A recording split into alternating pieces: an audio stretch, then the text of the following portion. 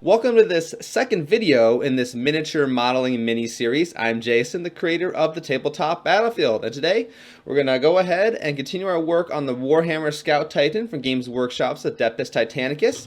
And the goal here is to take this guy over here and paint him up to look like this guy in a relatively short amount of time. In this case, I mean about 3 hours. I'm going to be working primarily with Games Workshop's paints, but I also have some Reaper paints and some Army Painter colors mixed in here as well. And brush-wise, I'm going to be working with the Games Workshop's artificial layer brushes. I have the small brush here and the extra small brush over here. And finally, I have a wet palette ready to go for mixing my paints. So let's put 3 hours on the clock and let's get started. Alright, and before I get ahead of myself here, I gotta remember, we do need to prime the miniature. This guy is primed in Chaos Black Primer from Games Workshop's line.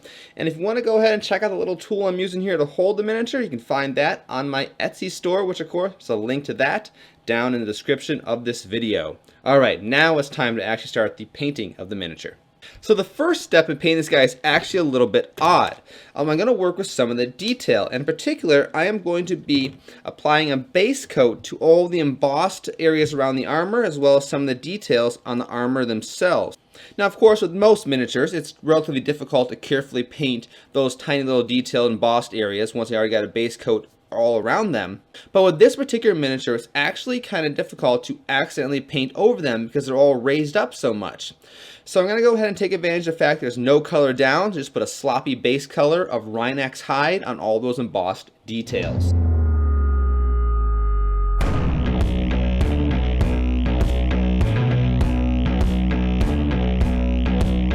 Okay, let's start working on all the metal components, which is going to begin with a base of a gray color. In this case, I'm using Dawnstone, a layer paint from Citadel's paint line.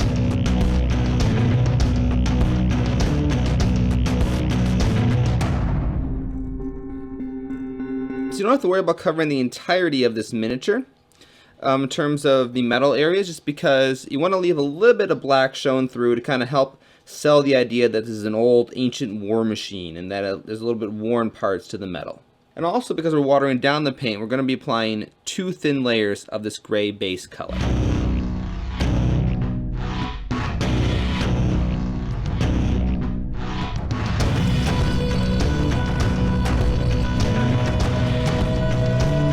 Alright, the base layer of gray is done. We're going to give it a little bit of depth to the various mechanical structural parts. We're going to do that using some black wash. In this case, I am working with the non-oil gloss.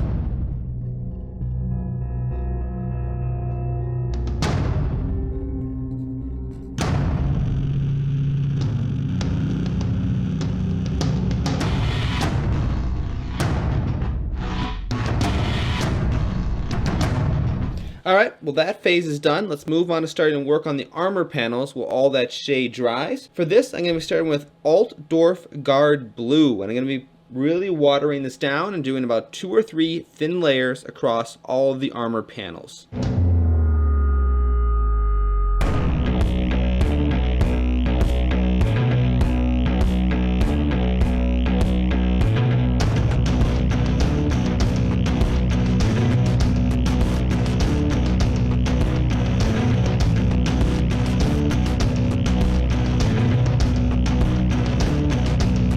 Alright, progress of the armor panels, at least the first layers, are done. So I'm going to jump back to the metal structural components, and we're going to highlight them with a little bit of a silver color. In this case, I'm going to be using Lead Belcher from the Citadel line of paints. And this is kind of bring out the glow or the reflection of the metal a bit. And I'm going to only hit some of the raised areas, so I'm kind of doing a dry brush-like technique, but not exactly.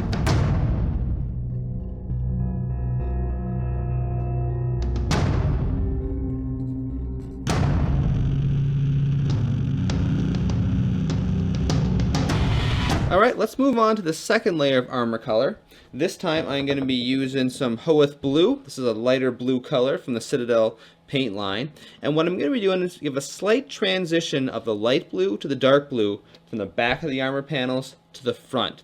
So I'm going to actually put some of the light blue here in the front of the armor panel and slowly kind of transition it to the dark blue layer in the back. And it's the same process I just did, where I'm going to be applying several thin layers of this color, but more so in the front of the armor panels than in the back, in order to build up the color more in the front.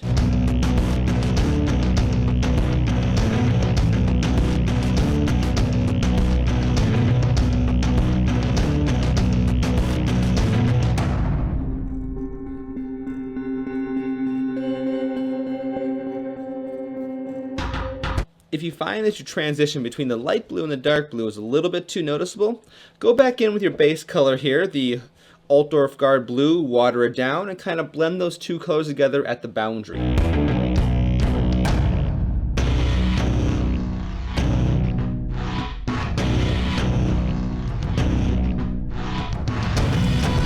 The shading in the armor is done. It's time to go ahead and start working on the gold trim. So of course, way back at the start, we gave the gold trim more or less a Rhinox hide base. This is to kind of give a corroded metal look of, you know, a war machine that's been around probably for thousands of years, because that's how old some of these Titans are, I believe, in the Horus Heresy.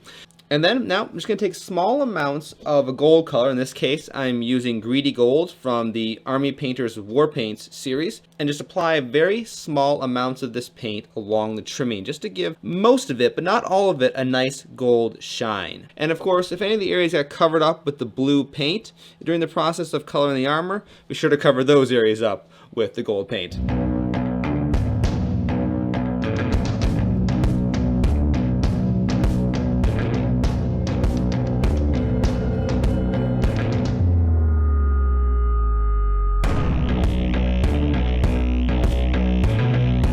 Alright, we got 3 more little steps of the gold trim, and then we're actually getting pretty close to having this miniature done. First thing to do with the gold trim, though, is deal with all those stupid little rivets, those tiny little dots that are all over the miniature. I'm going to use the gold paint again, but the key thing to do here is when you dip your brush in the paint, you want to twist it as you pull out of the paint, and that'll help shape the tip of the brush into a very nice fine point, allowing you to go ahead and apply just a tiny bit of paint to each of those little rivets.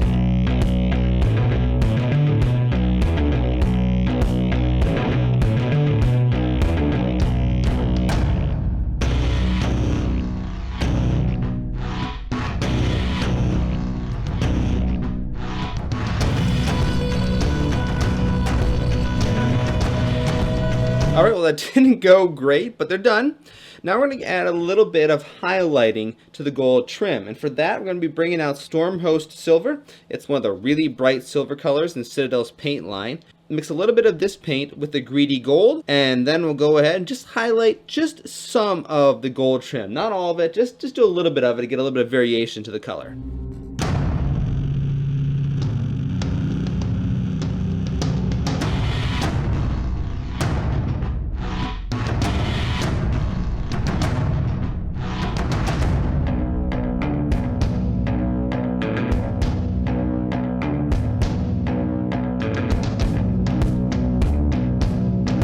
Alright, we're going to add some grime to the miniature now. We're going to start with some Seraphim Sophia. This is a brown shade from Games Workshop's Citadel paint line. I'm going to go ahead and apply that all over the gold, not all over the gold trim, but over some of the gold trim, just kind of give it more of that worn, tarnished look.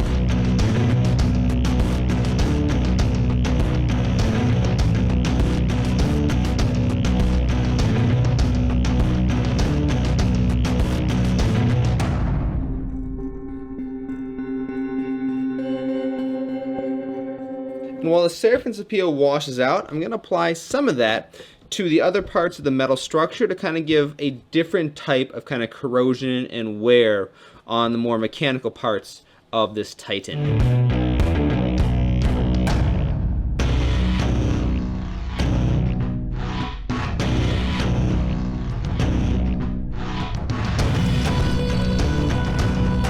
Now it's time to use some grime to cover up some of our mistakes with the gold trim. And here's what we're going to do. We're going to take some of the Citadel shades, the non-oil gloss, and I'm going to kind of hide that in the corners of the armor panels up against the gold trim, especially in areas where I might have spilled some of the gold off the trim and onto the blue armor. But this is going to help give the effect of dirt in the corners of the armor panels.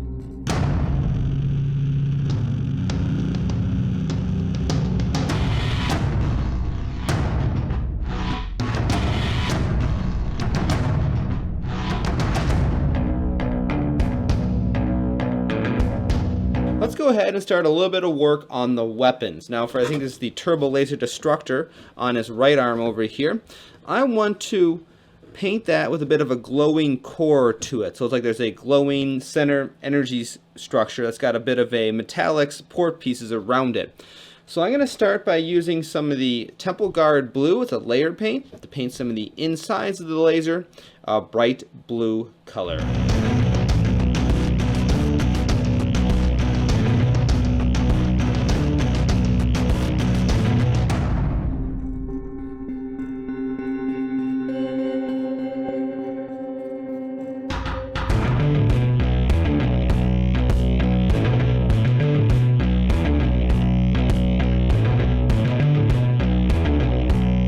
Done, I'm going back and using some gray and silver to kind of cover up some of the mistakes I made where I put a little too much blue over the structure.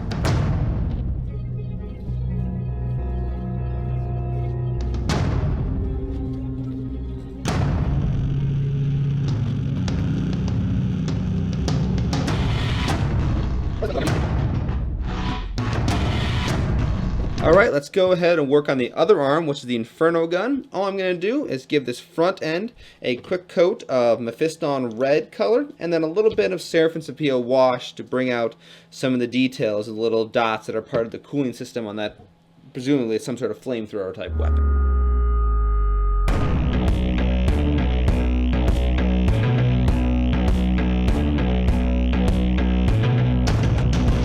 So as the weapon there is drying, I'm going to go ahead and do the last important part of this Titan miniature, which of course are its glowing red eyes. Alright, with some controlled strokes, what you're going to do is start with a base of Mephiston red, and then mix in a little bit of white paint and do another layer, a little bit more white paint and do one more layer, and then, if you really want to get fancy, just almost all white paint in a tiny little core. And that transition from red to all white is how your eyes will interpret the fact that the eyes are actually glowing. So for the last time here, we're going to make it seem like this Titan's been in combat. And to simulate that, I want to do some dry brushing on the front of the weapons to make it look like they've been scorched from the heat of them firing. Let's take some Baden Black, it's simply a base color in Citadel's line, and do some very light dry brushing to the tips of the weapon. Probably have to wait a few minutes for the Seraphim Sepia wash on the Inferno gun to dry, but I can start it off here on the Turbo Laser Destructor. That sounds about right. Something like that.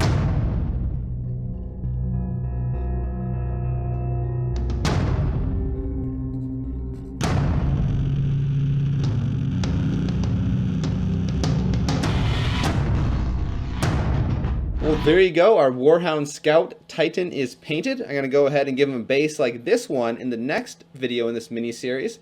But I'd say for the amount of time that I just spent on it, it's looking pretty darn good. It's not going to win you any competitions, but that's not what speed painting is all about. It's all about getting you a cool-looking army in the tabletop without a whole lot of time spent.